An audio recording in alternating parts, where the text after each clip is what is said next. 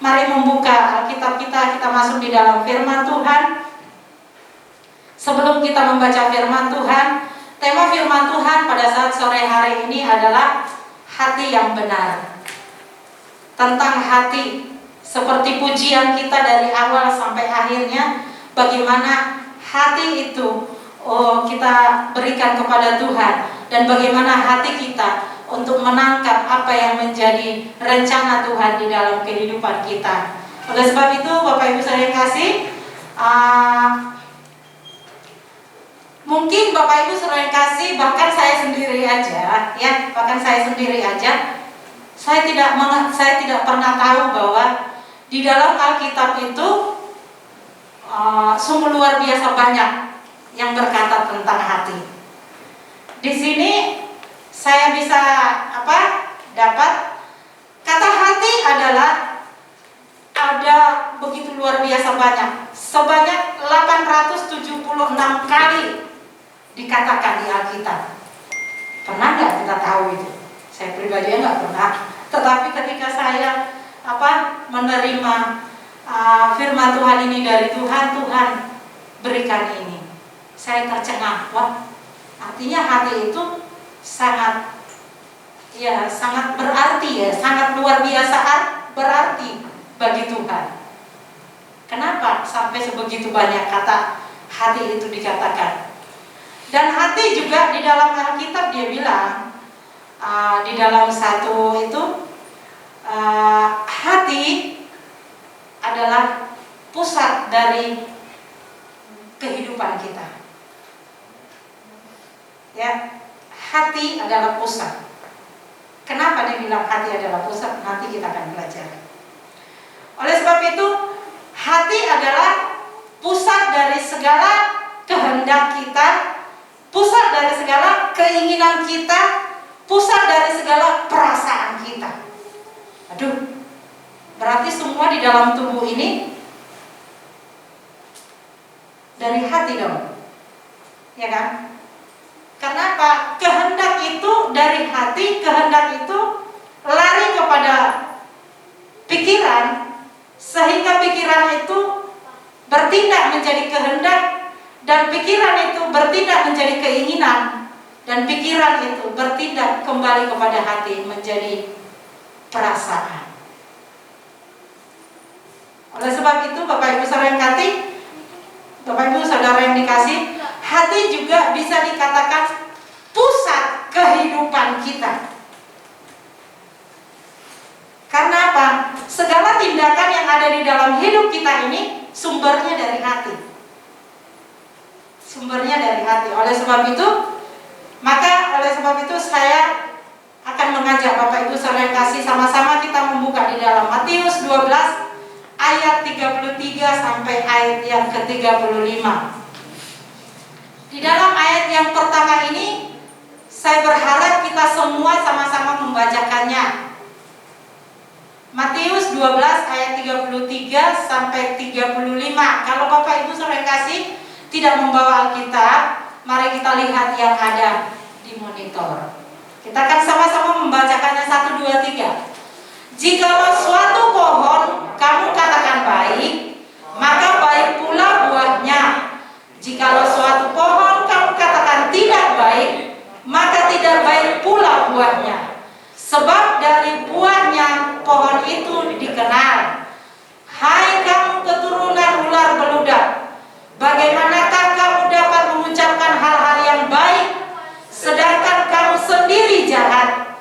Karena yang diucapkan mulut meluap dari hati.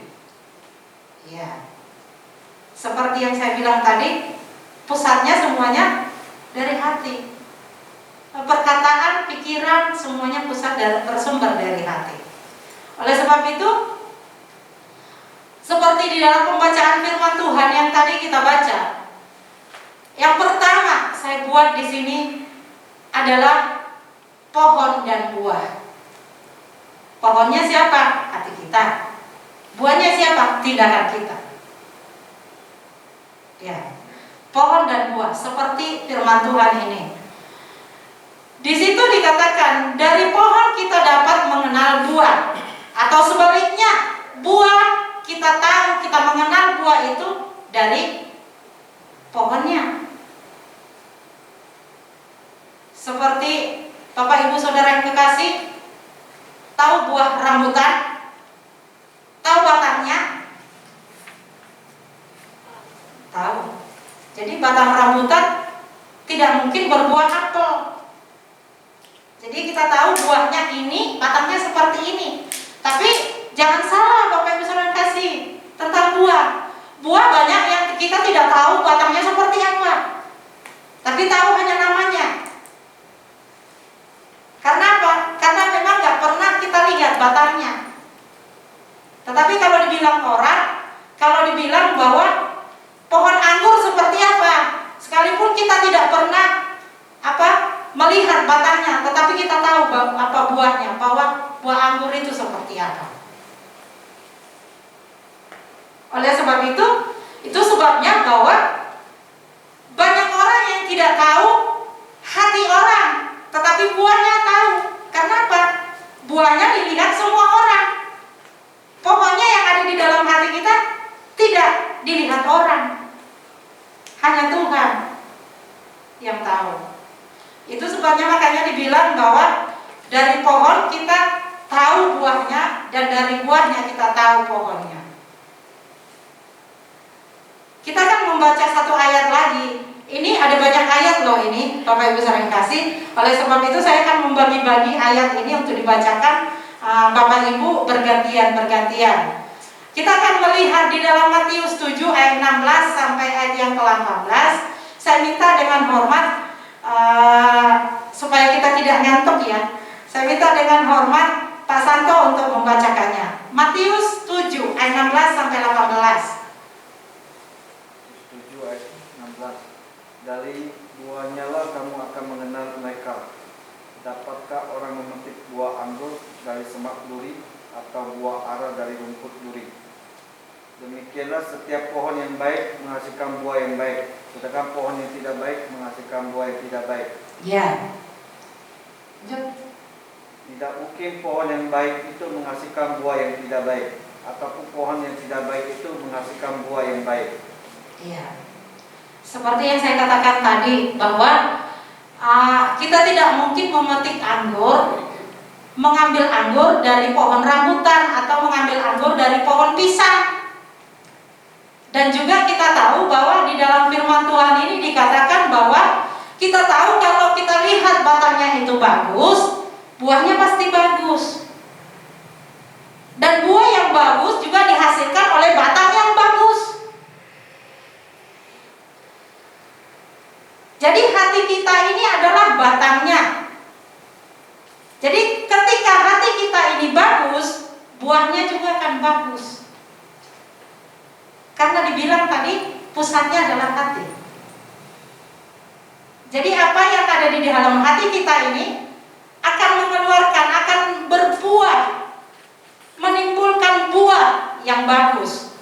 Itu sebabnya di situ dikatakan bahwa kalau kita mengetahui pohonnya itu bagus, buahnya pasti bagus. Contoh apa? Saya mau menceritakan di dalam beberapa waktu ini, waktu kami baru-baru pindah ke sini, saya senang sekali untuk menanam bunga kembang gitu.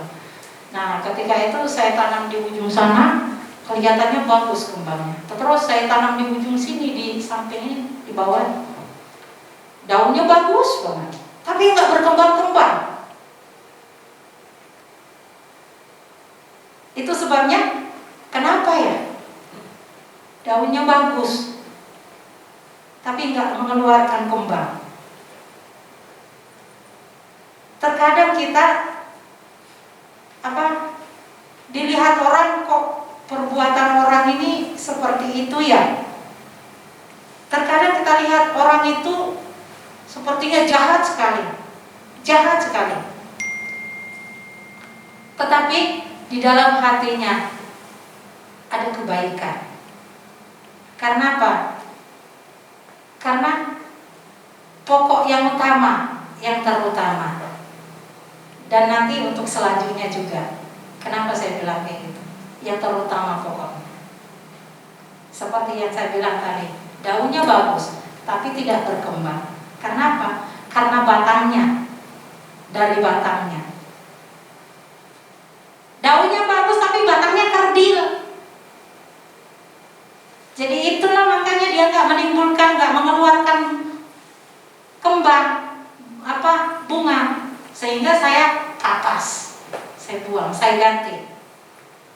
Jadi oleh sebab itu Bapak Ibu saudara kekasih, seperti dalam firman Tuhan ini dikatakan bahwa buah yang kita hasilkan itu sesuatu yang keluar dari kehidupan kita itu bergantung dari hati kita. Karena pusatnya adalah hati kita. Oleh sebab itu dari pohon yang baik akan menghasilkan buah yang baik. Dan sebaliknya kita tahu buah itu selalu dari pohon. Tidak ada buah tanpa pohon. Dan buah tidak mungkin berbeda dari pohonnya. Pernah saudara tahu bahwa buah itu tidak ada pohonnya? Nggak ada. Jadi buah itu pasti ada pohonnya, ada batangnya. Jadi itulah perbuatan kita itu tidak mungkin tanpa dari hati kita. Karena yang pertama dibilang tadi adalah hati kita ini pusatnya. Pusat dari apa? Dari kehendak kita, dari keinginan kita, dari perasaan kita. Pusatnya dari hati kita. Oleh sebab itu Bapak Ibu saudara kasih, Allah menggunakan kiasan ini untuk menyatakan kepada kita bahwa apa yang dihasilkan orang adalah hasil atau cerminan dari apa yang ada di dalam hatinya.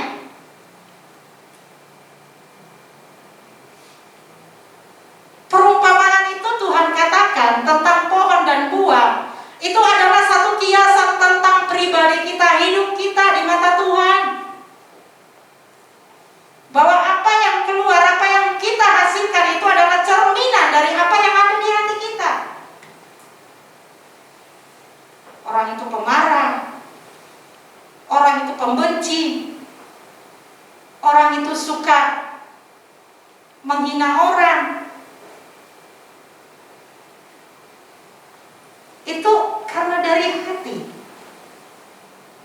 Hati itu masuk ke kehendak, masuk kepada keinginan, masuk kepada perasaan, sehingga berbuahlah dia, keluarlah dia hasilnya. Dan oleh sebab itu Bapak Ibu saudara kasih, dalam firman Tuhan ini katakan, kita hidup yang seperti apa? Karena saya katakan tadi bahwa yang tahu akan pohon hati kita adalah Tuhan. Saya nggak bisa tahu. Bahkan istri atau suami nggak tahu sedalam apa hatinya, seperti apa hati dalamnya itu nggak tahu. Bahkan sekalipun sudah berpuluh-puluh tahun, masih ada yang tidak bisa tahu dia. Karena yang dalam ini tidak bisa dilihat orang. Hanya Tuhan yang tahu. Oleh sebab itu kita akan lihat lagi, yaitu hati yang baik akan menghasilkan buah yang baik, dan sebaliknya hati yang busuk, hati yang jahat, hati yang tidak baik akan mengeluarkan buah yang tidak baik. Kita buka di dalam Amsal 4 dan ayat yang ke-23. Supaya hati kita ini bisa mengeluarkan buah yang baik, bagaimana caranya? Itu sebabnya mari kita baca di dalam Amsal 4 ayat 23. Siapa yang tahu? Tanpa buka Alkitab coba. Coba siapa yang tahu tanpa buka Alkitab, silakan, saya persilakan. Ayo.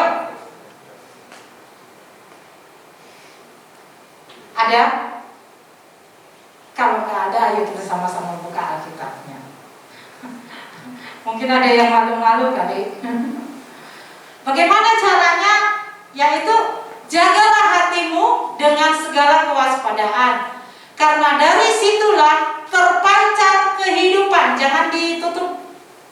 Tolong ya, jangan ditutup. Di sini Tuhan katakan bahwa kalau kita supaya bisa mengeluarkan buah yang baik, Tuhan menyuruh kita, Tuhan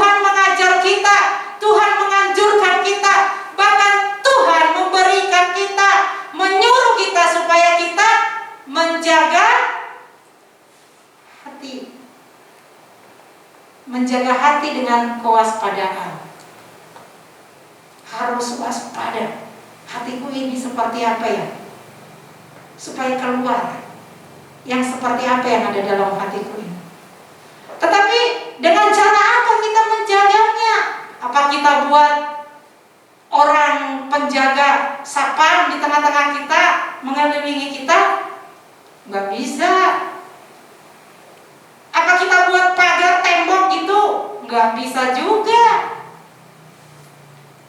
Apa kita terus bersembunyi di kolong? Nggak bisa juga.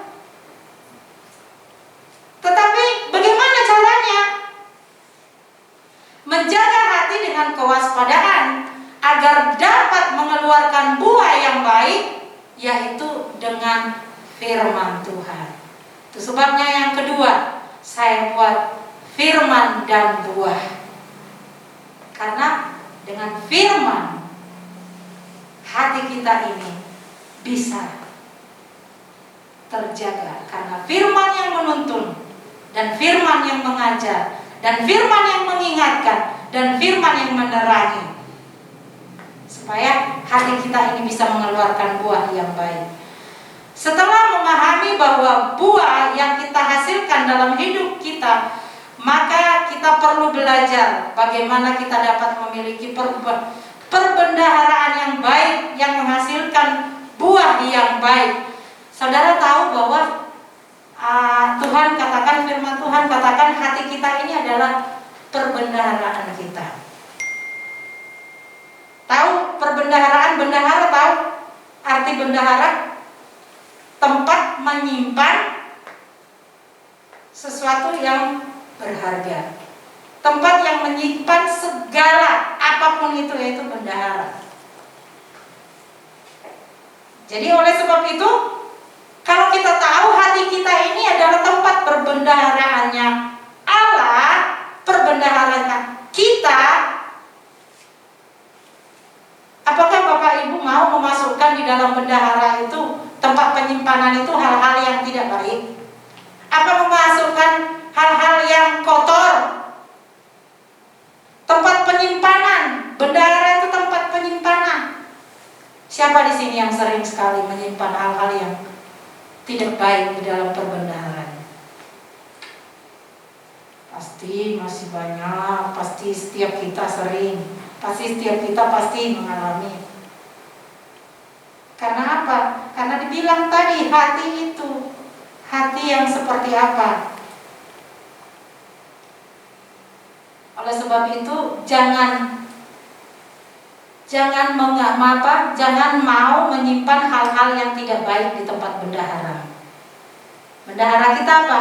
Hati. Segala sesuatu, semuanya di dalam hidup ini disimpan di mana? Di hati. Karena apa? Karena sumbernya semuanya hidup kita ini di hati.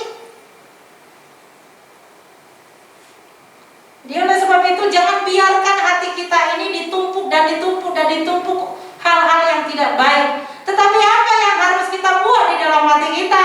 Seperti dalam firman Tuhan, ya, di situ dikatakan, setelah memahami bahwa perbendaharaan kita ini adalah hati kita, oleh sebab itu hati juga sebagai bendahara hidup kita. Kalau kita menyimpan yang baik dalam bendahara, kita juga pasti mengeluarkan yang baik. Demikian juga, jadi jangan menyimpan yang tidak baik di dalam perbendaharaanmu, supaya engkau tidak mengeluarkan yang tidak baik dari perbendaharaanmu itu. Seperti Bapak Ibu sering kasih mendapatkan uang. Ada satu tempat untuk penyimpanan. Yang disimpan di situ yang mana? Yang terbaik pastinya kan? Ya, yang terbaik. Apa semuanya disimpan di situ kayak seperti uang 1.500 perak, 200 perak dimasukkan di situ? Enggak. Kayak berangkas gitu kayak berangkas. Saudara punya berangkas? Saudara pernah menyimpan dalam berangkas itu yang tidak baik? Tidak kan? Jadi berangkas hidup kita ini hati kita. Jadi jangan pernah masukkan ke dalam hati kita yang tidak baik. Tetapi simpanlah seperti yang kita memiliki berangkas itu yang terbaik, supaya ketika kita mengeluarkan sesuatu dari berangkas itu, dari tempat penyimpanan itu, yaitu yang terbaik. Tuhan katakan itu kepada kita, Tuhan sampaikan itu. Makanya Tuhan katakan bahwa jagalah hati kita. Dengan apa menjaga hati kita? Masukkan firman Tuhan. Firman Tuhan yang dimasukkan di dalam hati kita. Renungkan firman Tuhan itu siang dan malam, supaya itu yang memenuhi hati kita dan itu yang menerangi hati kita. Dan firman Tuhan itu menuntun hati kita, apa yang harus kita keluarkan, sehingga langkah kita, perbuatan kita, pikiran kita, perkataan kita sesuai dengan firman Tuhan. Jangan selalu memasukkan di dalam hati kita, ada orang di sana gosip, ikut bergosip, sehingga gosip itu kesimpan di sini. Ketika bertemu dengan orang lain, akhirnya gosip itu yang keluar disampaikan ke orang lain. Tetapi jadikanlah hati kita ini berangkas kebenaran firman Tuhan, supaya firman itu yang keluar. Kehidupan kita sama seperti firman.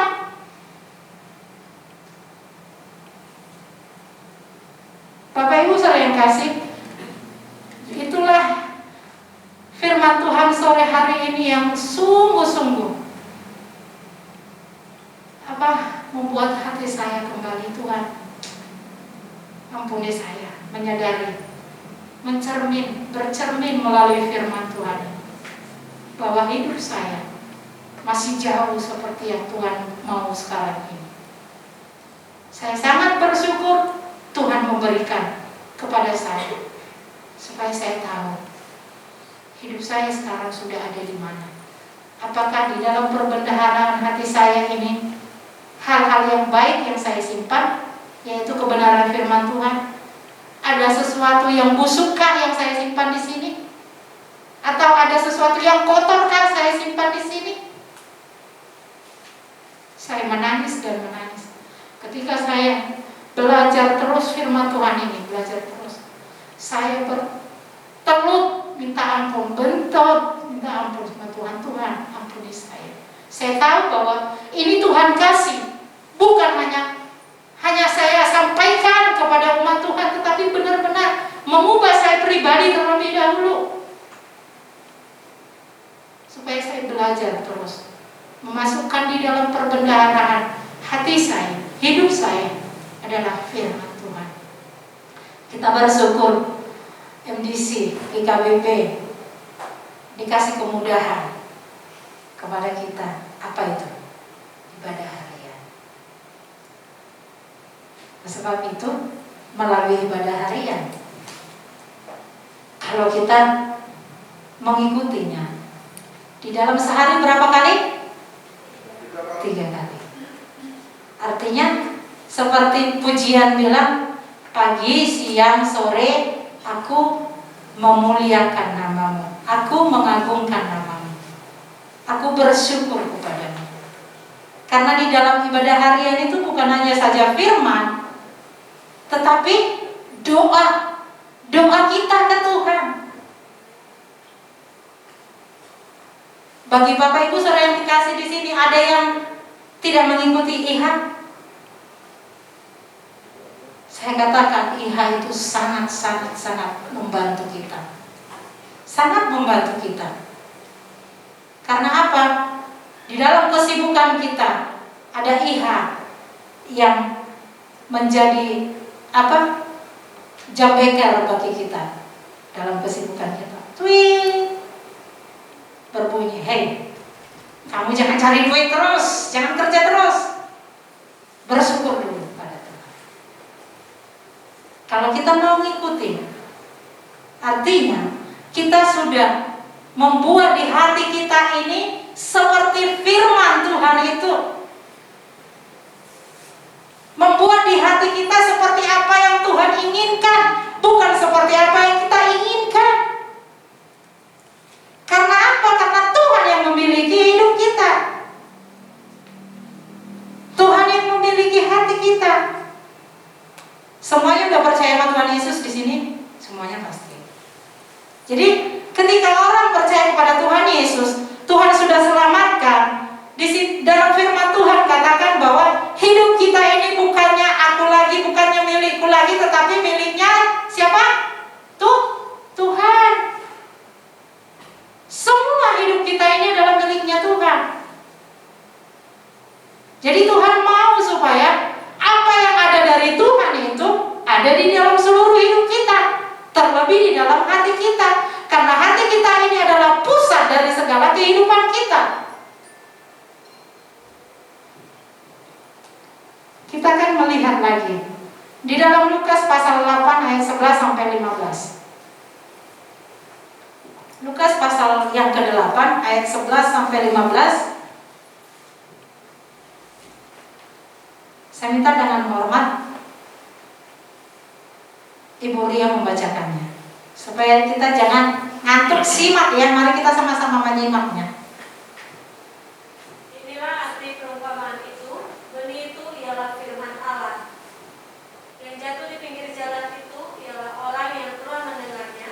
Kemudian datanglah iblis lalu mengambil firman itu dari dalam hati mereka, supaya mereka jangan percaya dan diselamatkan. Dan jatuh di tanah yang berbatu-batu itu ialah orang yang setelah mendengar firman itu menerimanya dengan gembira, tetapi mereka itu tidak berakar. Mereka percaya sebentar saja, dan dalam masa pencobaan mereka murka. Yang jatuh dalam semaduri ialah orang yang telah mendengar firman itu, dan dalam pertumbuhan selanjutnya mereka terhimpit oleh kekhawatiran dan kekayaan dan kenikmatan hidup, sehingga mereka tidak menghasilkan buah yang matang. Yang jatuh di tanah yang baik itu ialah orang yang setelah mendengar firman itu menyimpannya dalam hati yang baik dan mengeluarkan buah dalam keteguhan. Ya. Sekarang saya katakan semuanya kita di sini, tinggal kita memilih, kita mau tinggal yang mana. Kita mau milih yang mana? Karena Tuhan tidak pernah memaksa. Tuhan memberi kehendak kepada kita. Kita mau pilih mana? Kita mau pilih yang menerima firman Tuhan itu dan bertumbuh dan berbuah, atau menerima firman Tuhan itu tetapi tumbuh, ada semak belukar sehingga mati? Saya tidak bisa menyatakan bahwa semuanya kita yang ada di sini, saya katakan ada di dalam yang terakhir tadi, bahwa kita adalah menerima, bertumbuh dan berbuah. Karena apa? Saya nggak tahu hati saudara, yang tahu hanya Tuhan dan saudara sendiri. Saya nggak bisa menilik hati Bapak Ibu saudara kasih. Bahkan suami saya juga saya nggak tahu bisa menilik hati kedalaman hatinya, nggak bisa. Karena apa? Kalau saya tahu hatinya seperti apa, ketika dia belum berkata dia kepengen apa, saya sudah siapin.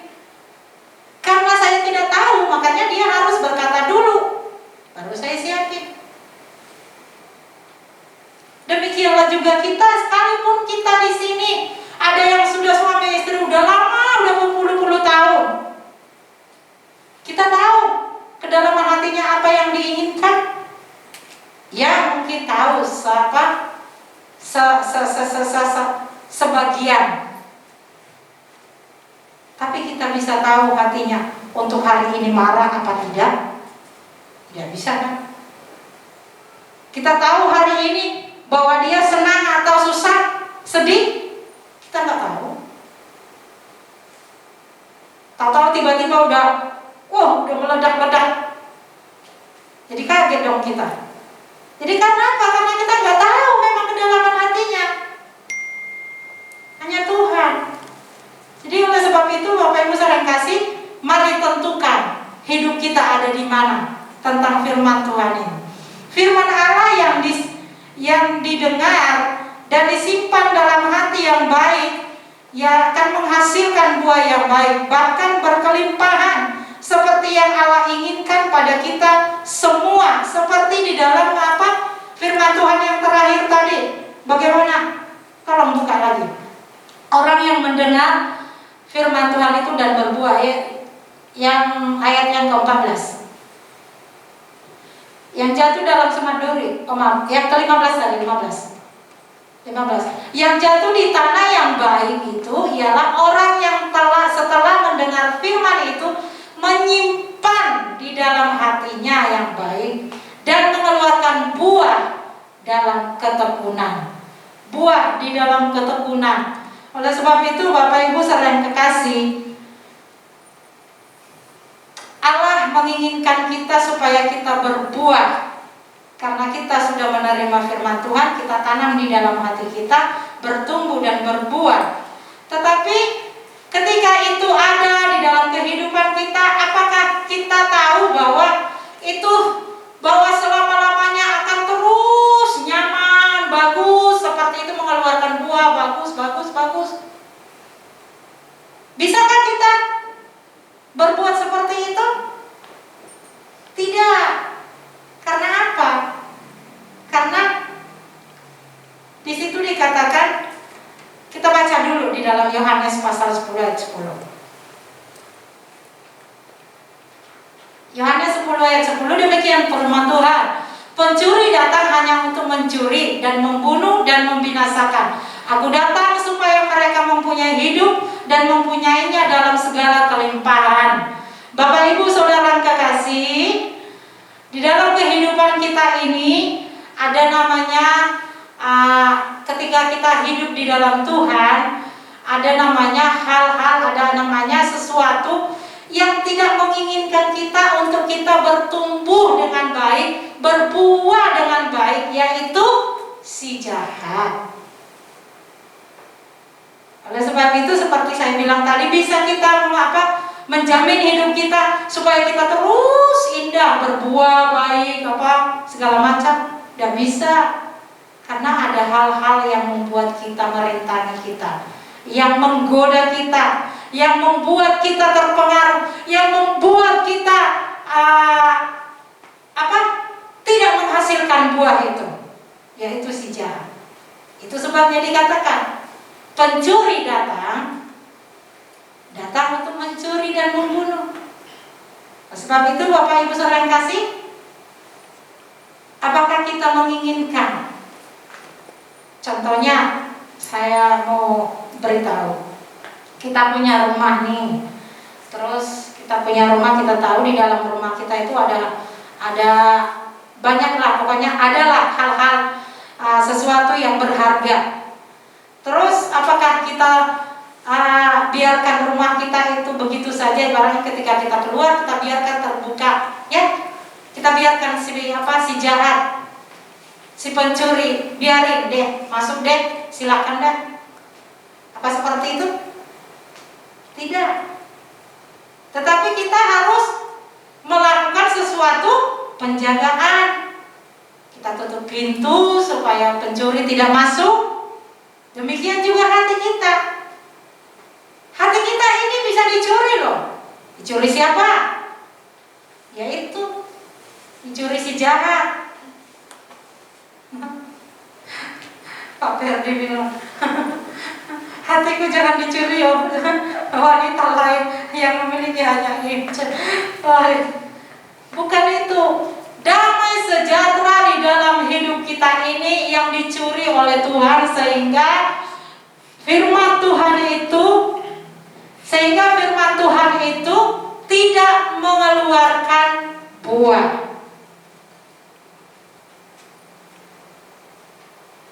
Jadi ada yang menggagalkan pertumbuhan iman kita, yaitu si jahat.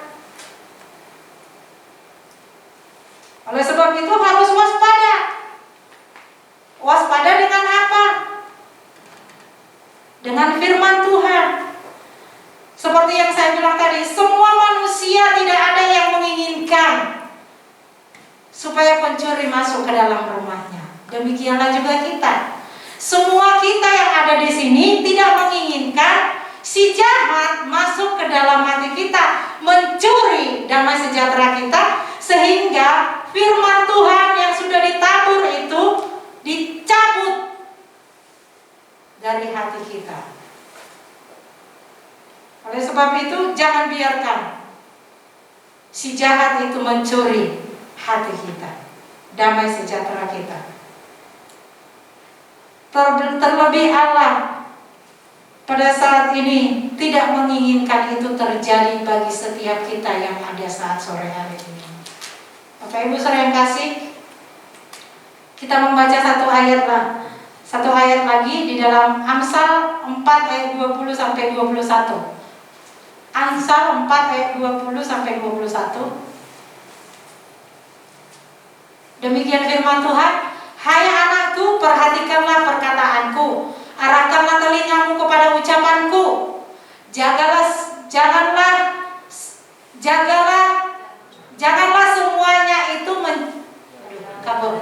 Janganlah semuanya itu menjauh dari matamu, simpanlah itu di lubuk hatimu. Bapak Ibu sering kasih seperti firman Tuhan. Apa yang difirmankan Tuhan sore hari ini, simak dengan seksama. Bukan hanya disimak, tetapi disimpan. Seperti saya bilang tadi, di dalam perbendaharaan hati kita. Hati kita bendahara hidup kita. Firman yang kita baca, firman yang kita dengar, kita simak dengan seksama. Dan ketika kita menyimaknya, simpan di dalam hati kita. Di dalam lubuk hati kita yang paling dalam. Di sini Allah berkata sebagai Bapa. Bapa memanggil kita untuk apa? Di dalam firman Tuhan ini yang kita baca ini, Bapa memanggil kita untuk memperhatikan perkataannya, mengarahkan telinga kepada ucapannya, menyimpan perkataannya di lubuk hati kita. Itu yang Tuhan mau lewat ayat firman Tuhan ini. Dan apakah itu ada di dalam hidup kita? Mari Bapak Ibu yang terkasih, seperti yang kita lihat sebelumnya, apa yang ada di dalam hati kita menentukan buah yang kita hasilkan. Oleh sebab itu, mari kita baca lagi di dalam Amsal 4 ayat 21 sampai ayat yang ke-22. Ayat 21, janganlah semuanya itu menjauh dari matamu, simpanlah itu di lubuk hatimu. 22, karena itulah yang menjadi kehidupan bagi mereka yang mendapatkannya dan kesembuhan bagi seluruh tubuh mereka. Firman Tuhan itu menjadi kehidupan dalam hidup kita, membuat kita beriman, percaya kepada Tuhan, bertumbuh di dalam Tuhan lewat firman Tuhan, dan percaya kesembuhan, mujizat terjadi dalam hidup kita. Itu dikatakan firman yang disimpan di dalam hati, ada kehidupan, ada kesembuhan.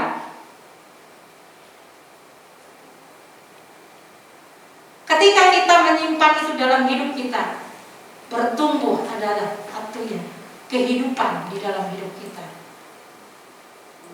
Bertumbuh adalah sehingga kita beriman kepada Tuhan.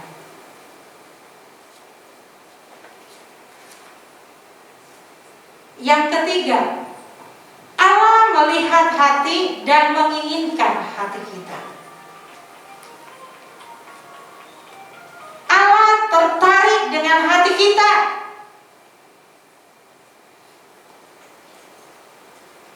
Allah melihat hati semua orang yang ada di muka bumi ini. Tetapi tidak kepada semua orang tertarik hatinya. Tidak semua orang, hati semua orang tertarik kepada Tuhan. Kenapa? Hanya hati yang mau percaya kepada Tuhan Yesus, itulah yang tertarik di dalam Tuhan. Kita tahu bahwa di dalam 1 Samuel 16 ayat yang ke-7, 1 Samuel 16 ayat ke-7 demikian firman Tuhan. Tetapi berfirmanlah Tuhan kepada Samuel, janganlah pandang parasnya atau perawakan yang tinggi, sebab aku telah menolaknya. Bukan yang dilihat manusia, yang dilihat Allah. Manusia melihat apa yang di depan mata, tetapi Tuhan melihat hati. Kita tahu cerita tentang ini. Daud ini adalah anaknya Uria. Anaknya Anaknya siapa? Isai. Ya, anaknya Isai. Ketika Samuel diperintahkan Tuhan untuk mencari seorang raja yang benar-benar yang ada di dalam hati Tuhan, Tuhan menyuruh Samuel pergi. Nah, sampailah ke rumahnya. Pergilah Samuel mengikuti perintah Tuhan. Perintah Tuhan menyuruh Samuel ke rumahnya Isai. Ketika Samuel sampai di rumah Isai, semuanya dilakukan oleh Samuel seperti apa yang diperintahkan Tuhan. Ketika Samuel berkata kepada Isai, "Suruhlah anak-anakmu ikut di dalam perjamuan ini." Nah, ketika Isai memanggil anaknya nomor 1, terus Tuhan katakan, Samuel bilang, "Tuhan, ini Tuhan yang baik, Tuhan orangnya baik, gagah perkasa, terus kelihatan bahwa dia berperang itu oke, karena dia memang sudah lihai di dalam berperang." Tapi Tuhan katakan tidak, ukur. Nah, datang lagi, ukur. Bapak Ibu saudara yang kasih, anak Isai berapa? 8 sampai 7. Mungkin si Isai, maksudnya Samuel ini apa sih? Kok semuanya udah lewat, semuanya enggak, terus maunya yang mana? Terus Samuel berkata, "Hanya inikah anakmu?" Saya berkata, "Masih ada satu lagi." "Di mana dia?" Di kebun sonona menggembalakan domba." Kalau kita tahu cerita firman Tuhan ini, anak yang ketujuh ini adalah orang-orang yang sudah memang benar-benar lihai di dalam berperang, lihai di dalam bagaimana mengerjakan hal-hal yang memang dalam kerajaan untuk merebut kemenangan, yang sebenarnya mungkin bisa memang benar-benar sudah punya mutu untuk memimpin. Itu kelihatan dari manusia, penilaian dari manusia, tapi penilaian dari Allah tidak. Apalah gunanya gagah perkasa tetapi hatinya tidak mau taat. Ketika raja suruh berperang di sana, terus dia lari ke sana berperang, taatnya bisa jadi kan? Enggak. Karena hati. Sehingga datanglah Daud. Kita tahu Daud ini adalah yang paling bungsu. Orangnya masih kecil, masih kemerah-merahan gitu. Ya mungkin masih remaja lah, kayak anak-anak masih remaja. Kalau menurut pemikiran manusia, bagaimana mungkin dia masih kecil, nggak bisa apa-apa? Bisanya hanya menggembalakan domba. Bisanya dia di sana, di kebun sana, di hutan sana menggembalakan domba, bernyanyi. Bagaimana mungkin dia bisa menjadi pemimpin? Tetapi bagi Allah, bukan kegagahan, bukan kepintaran, bukan kekuatan secara manusia yang Tuhan mau, tetapi yang terutama seperti yang dari awal kita katakan tadi adalah hati, karena dari hatilah pusat semuanya. Ketika hati sudah dikuasai, sudah benar-benar dikasih kepada Tuhan, semuanya akan menimbulkan hal-hal yang baik, hal-hal yang memang benar-benar yang diperlukan oleh Tuhan, yang dibutuhkan oleh Tuhan. Jadi hati kita sore hari ini, apakah kita ada di sini benar-benar sudah kita kasih, kita sudah berikan kepada Tuhan, apa kita genggam? Hanya mauku, hanya kehendakku. menjadi orang yang memang benar-benar sudah menyerahkan hatinya kepada Tuhan. Ketika datang ke tempat ini beribadah, dia akan memuji Tuhan dengan segenap hatinya. Dia akan menyembah Tuhan dengan segenap hatinya. Dia akan mendengarkan firman Tuhan dengan segenap hati, supaya firman itu yang tertanam bertumbuh dan berbuah. Seperti apa yang Tuhan mau kepada Daud.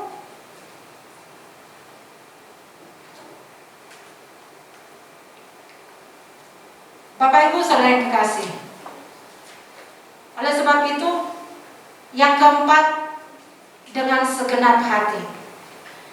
Dengan segenap hati ada di dalam Matius pasal 22 ayat 35 sampai 38. Bapak Ibu saudara kasih catat aja. Ulangan 10 ayat 12, Amsal 3 ayat 1 sampai 6. Melalui ayat ini Allah menginginkan kita seperti yang saya katakan tadi, mengasihi Tuhan dengan segenap hati, mencari Tuhan dengan segenap hati, melayani Tuhan dengan segenap hati, mempercayainya dengan segenap hati, berbalik kepada Tuhan dengan segenap hati.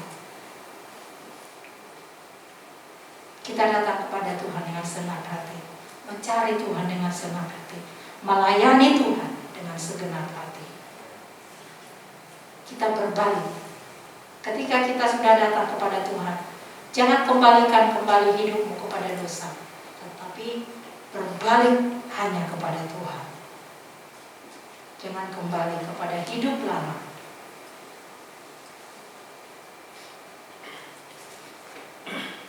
Karena banyak orang seperti di dalam Matius 15 ayat 8, Tuhan Yesus berkata, Allah berkata, bangsa ini memuliakan aku dengan bibirnya, tetapi hatinya tidak mengenal aku. Apakah kita mau seperti hal itu? Yang seperti itu, kita memuji-muji Tuhan dengan bibir kita, tetapi hati kita tidak kita kenal siapa yang kita puji. Yang kelima, dosa masalah hati. Tuhan mau kupas semuanya di dalam hati kita ini. Yang kelima, dosa masalah hati. Kita tahu hati itu adalah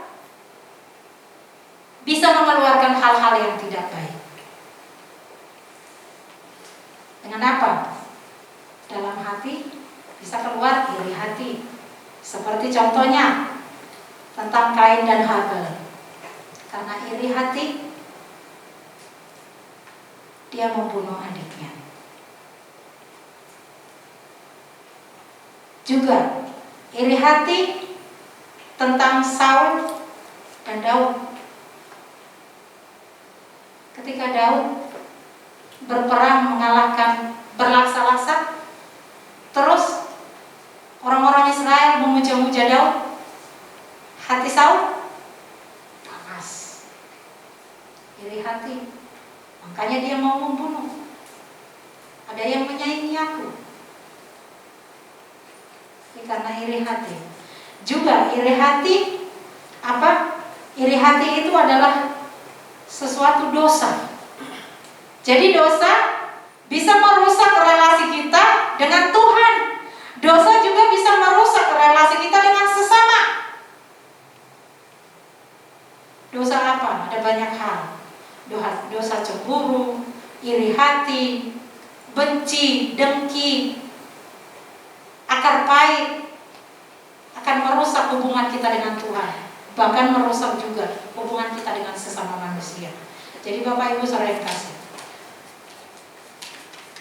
untuk yang terakhir, oleh karena itu biarlah kita menyerahkan segenap hati kita kepada Tuhan dan sesuai dengan panggilan Tuhan kepada kita. Panggilan Tuhan di dalam hidup kita sebagai apa? Mari kita serahkan hidup kita dengan sungguh-sungguh, dengan segenap hati kita kepada Tuhan, supaya kita menjadi umat Tuhan yang berkenan di mata Tuhan, yang mengasihi Tuhan nyata di dalam kehidupan kita. Ayat terakhir yang penutup firman Tuhan pada saat sore hari ini, kita membaca di dalam Yohanes 15 ayat 4 sampai 5. Saya minta dengan hormat yang membacakannya Pak Tony, dan yang kedua Amsal 6 ayat yang kedua saya minta dengan hormat Pak Lukas untuk membacakannya. Saya persilakan. Semuanya mari kita simak sama-sama. Tinggallah di dalam aku dan aku di dalam kamu, sama seperti ranting tidak dapat berbuah dari dirinya sendiri kalau ia tidak tinggal pada pokok anggur. Demikian juga kamu tidak berbuah kalau kamu tidak tinggal di dalam aku. Ya. Akulah pokok anggur dan kamulah ranting-rantingnya. Barang siapa tinggal di dalam aku dan aku di dalam dia, ia berbuah banyak. Sebab di luar aku kamu tidak dapat berbuat apa-apa. Ya, Amsal 16 ayat 2.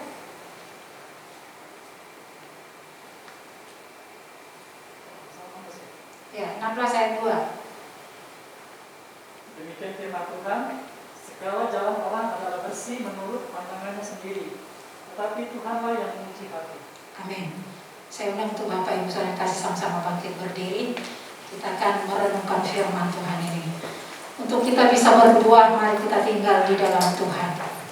Karena dialah yang menjadi pokok di dalam kehidupan kita. Dan hati kita hanya Tuhan yang tahu. Oleh sebab itu, mari serahkan hidupmu, hatimu sepenuhnya kepada Tuhan.